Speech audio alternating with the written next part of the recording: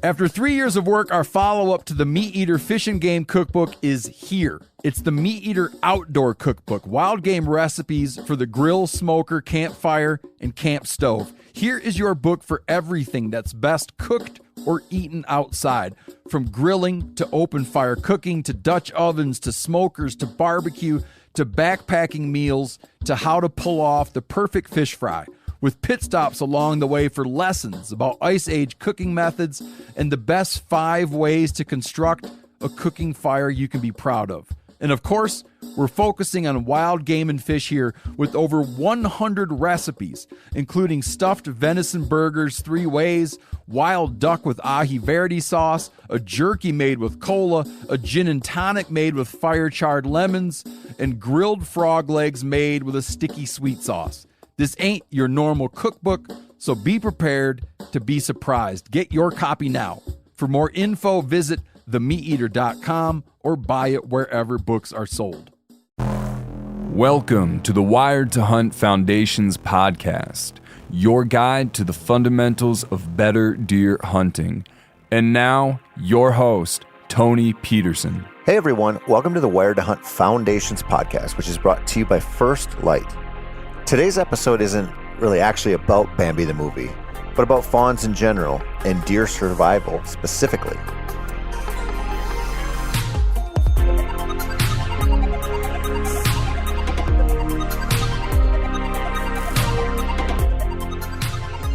Within about the last 6 weeks, they started popping up on trail camera images. You might have seen a few of them in your backyard or from the road while you were heading to the lake to do some fishing. They're adorable, but it's also worth understanding them and how they survive, because the lessons they learn when they are a few weeks old and covered with spots carry them right through adulthood quite often.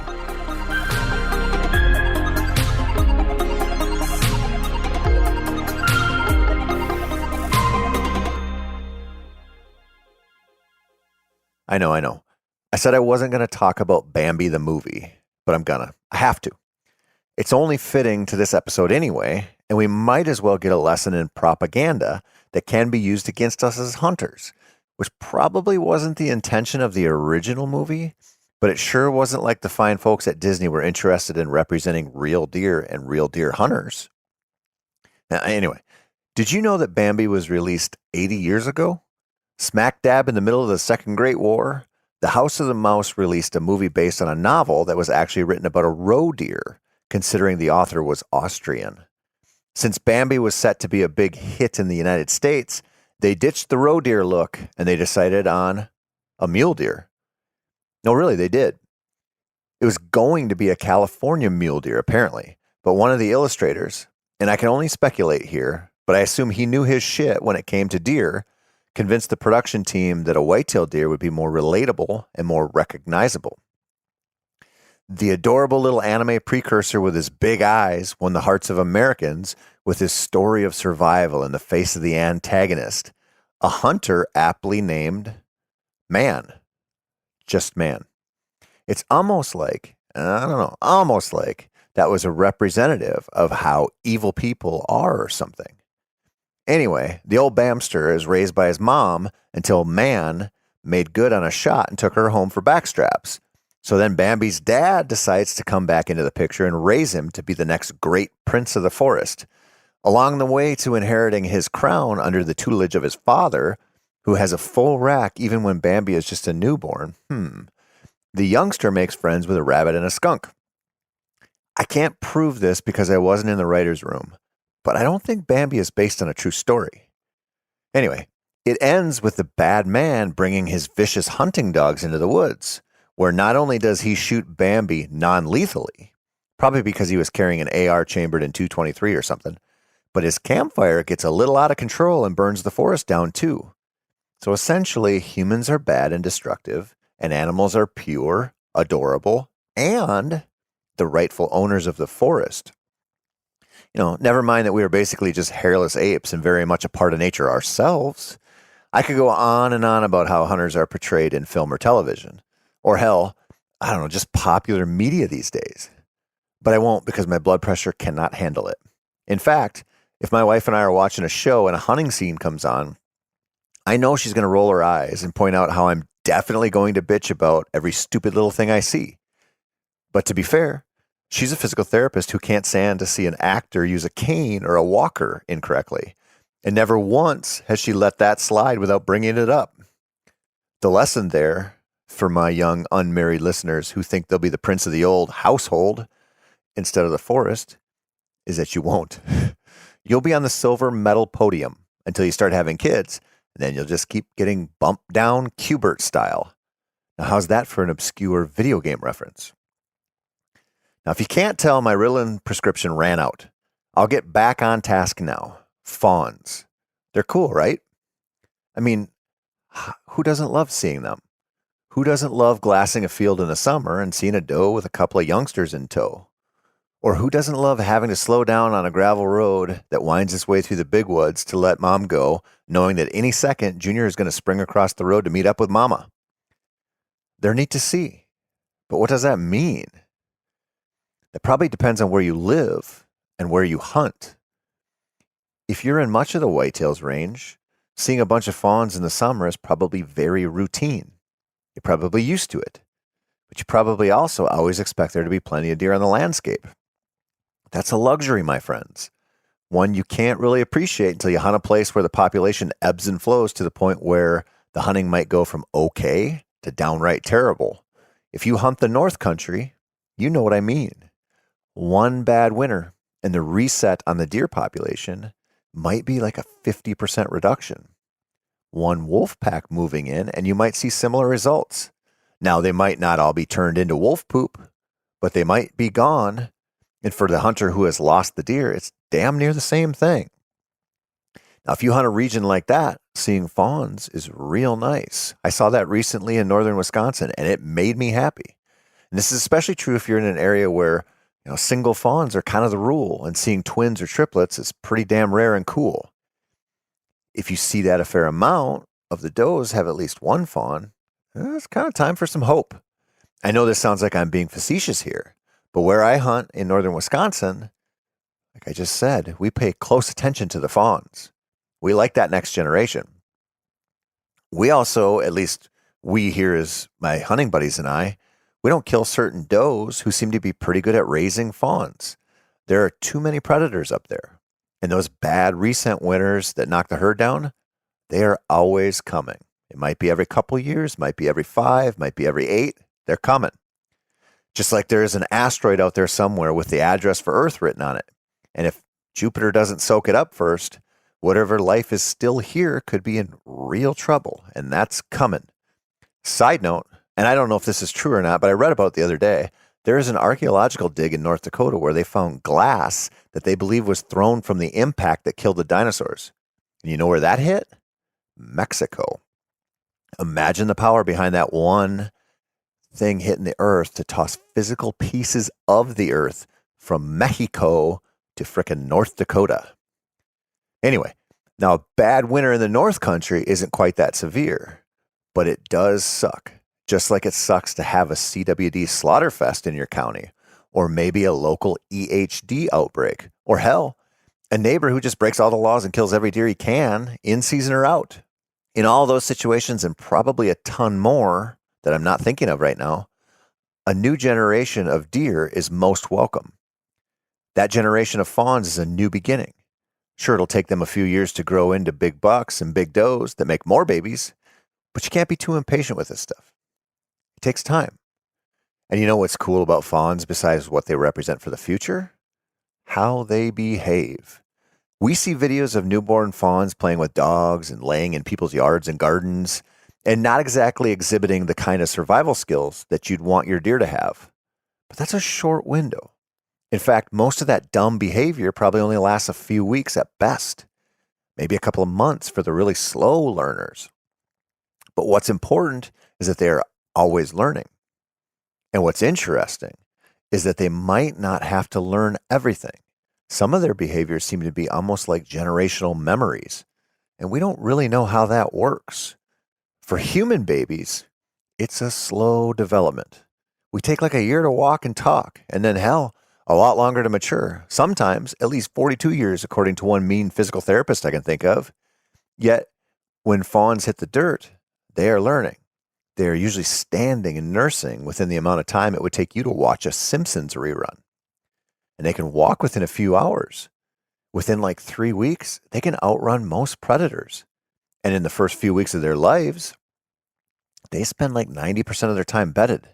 This is because, you guessed it, they can't outrun predators yet. If you can't run, you better freaking hide.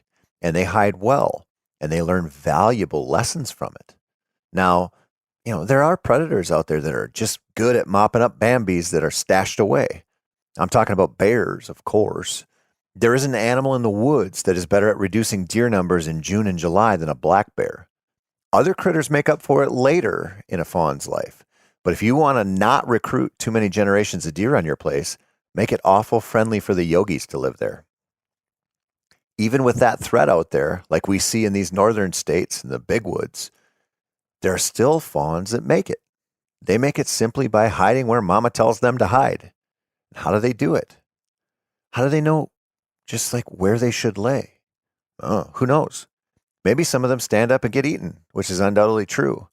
But most of them, and you've probably seen this yourself, or I hope you have, they just lay down and cross their hooves that danger will pass them by. I've seen this dozens of times in my life, and it amazes me their resolve. But I guess, they don't have much of a choice. And they also learn when they lay still and they don't get eaten that there is real value in just hiding. I think deer, especially older deer, understand this game so well that we can barely fathom it. I think they probably know tons of spots in their home range where they can hide while using their conditions to their advantage in ways that would just blow our minds if we didn't have the underdeveloped senses of a potato. Those fawns out there now, they're learning that survival skill, and they'll use it against you. They're also learning how to communicate with the herd and who will tolerate them getting too close and who will throw a right cross at them when they invade their personal space. If you're confused by that, listen to last week's episode about how animals are assholes. And as far as communication is concerned, I want to tell you a story I've told a few times in various podcasts, so apologize if you heard this one before. But it was one of those moments in the woods that changed my way of thinking, and it comes back to me all the time. I mean, I think about this a lot. I was sitting in a wood edge in northern Minnesota with binoculars and a spotting scope while the early August sun beat down. I had obviously gotten out a little bit too early for my nightly glassing session, but there was a bachelor group of bucks with one really cool old 7-pointer and a high and tight 10-pointer that I was super interested in watching, but not spooking. So I had settled in real early. And the first hours ticked by, and then suddenly, out of the blue, there was a deer standing right in front of me. It was a fawn. It was maybe 10 yards away. And I'll never forget the way the sun hit his ear, that I could see right through the veins in it, and it was glowing right through him. It was just a neat look. And he was looking into the field, and that's when I saw his mom standing at the far end in a point of grass and brush. Then, from the farthest corner of the field, I caught movement. A different fawn was running toward the doe, and I thought, well, maybe this is just a coincidence. But that's when that fawn that was close to me took off, ran straight across the field to that doe as well. And they had a little greeting, tried to nurse, and they started to feed in the field together as a little family group. Now, the dimensions of that field were roughly 200 by 400 yards, and the distance between the does and fawns was pretty far. The fawn closest to me was probably 250 yards away from his mom, yet he knew right when she stood up, and his sibling did too from the far corner of the field. Now, I thought, how the hell did they know how to get up? Now, we know that dogs learn our schedules by the level of evaporation in our scent. Like throughout the day, our scent lessens to a certain point, and then boom, we come home from work. Over time, they recognize that level of evaporation as the time it takes for us to go to work and then come home. But I promise you that doe doesn't pick up her fawns at the same time every day. She also probably doesn't stash them away in the same spot.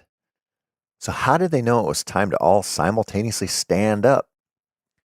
You might be thinking, maybe the doe stood up and the fawn saw her.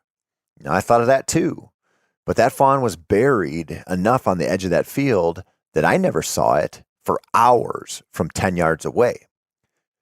It would have had to stand up to see her, and when he stood up, she was already up. So was the other fawn. I've mentioned several times that I don't think deer have a sixth sense, and I believe that. I don't think they do. and there's no evidence to prove it exists. But there is something going on with them communication-wise that you and I are just probably not privy to. And what's wild about it is that it's happening even when they are newborns, even when they are still super vulnerable to any set of sharp teeth that happens to saunter past their hiding spot. I think that's pretty cool. And I also think it's pretty cool what fawns can do and how older deer hold tight to those survival skills. I mean, it's not exactly rocket science that prey animals either run and hide, but they do it so well. And that's pretty cool. And think about that fawn in my area in northern Wisconsin. Bear numbers are high. Coyote numbers are high. Bobcat numbers are high. And wolf numbers are sometimes high depending on how close a pack gets. That's a lot of hungry, cunning predators out there that by most accounts are probably at least an order of magnitude or more smarter than the average deer. After all, to hunt something and catch it, you've got to get lucky or outthink it. And luck doesn't carry you very far in nature. A lot of both happens, though, I think. Yet that lone fawn in the Northwoods of Wisconsin can somehow manage to avoid getting caught and eaten by all of those predators when it's likely they have an encounter a day, maybe more. And even if I'm overshooting that number, what if it was a couple encounters of predators, close encounters of predators, I should say, every week? Within the first year, I don't know, they'd have dodged death, 100 times? How many hungry grizzly bears would you have to have within, say, 20 yards of you before you were featured on the local news station in Bozeman as a statistic? I doubt it would be 100. I think personally, I wouldn't make it into double digits before Meat Eater was replacing me with another whitetail rider. Yet those little fawns, those little soft-eyed Bambis, they're out there doing it every day. Then they get to the fall and they encounter the deadliest predator of them all, dogs. Just kidding. It's people. The dreaded man, capital M, Bambi man, with his out-of-control campfires, snarling dogs, and propensity for spraying and praying with those guns. They make it through that too. A lot of them do anyway. And when they do, they're still young and by a lot of accounts, dumb. But we've talked about this before. Intelligence isn't really ubiquitous across animals the way we'd like it to be. Well, hell, it's not really ubiquitous across humans, but that's a different story. Survival is, though, at least for most of us, fortunately. In deer, including little fawns, it certainly is. And while they are cool to see and encounter and know that they are out there growing into bigger deer, it's important to remember the lessons they can teach us. Running works, but so does hiding. And the more we understand how deer hide and where they're likely to do it, the better we are at hunting them. That's going to be the topic for next week, actually. I want to get into bedding and what summer scouting can do for you on that front. That's it for this week, my friends. Thank you so much for the support. I'm Tony Peterson. This has been the Wired to Hunt Foundation's podcast, which is brought to you by First Light. If you want more whitetail content, feel free to check out themeateater.com/wired to see our latest articles, or visit the Wired to Hunt YouTube channel to watch our latest how-to videos.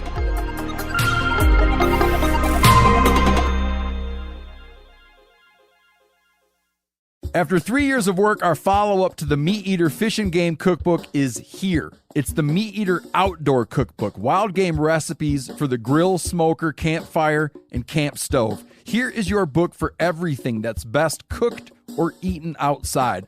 From grilling to open fire cooking to Dutch ovens to smokers to barbecue to backpacking meals to how to pull off the perfect fish fry, with pit stops along the way for lessons about Ice Age cooking methods and the best 5 ways to construct a cooking fire you can be proud of. And of course, we're focusing on wild game and fish here with over 100 recipes, including stuffed venison burgers 3 ways, wild duck with ahi verde sauce, a jerky made with cola, a gin and tonic made with fire-charred lemons, and grilled frog legs made with a sticky sweet sauce. This ain't your normal cookbook, so be prepared to be surprised. Get your copy now. For more info, visit themeateater.com or buy it wherever books are sold.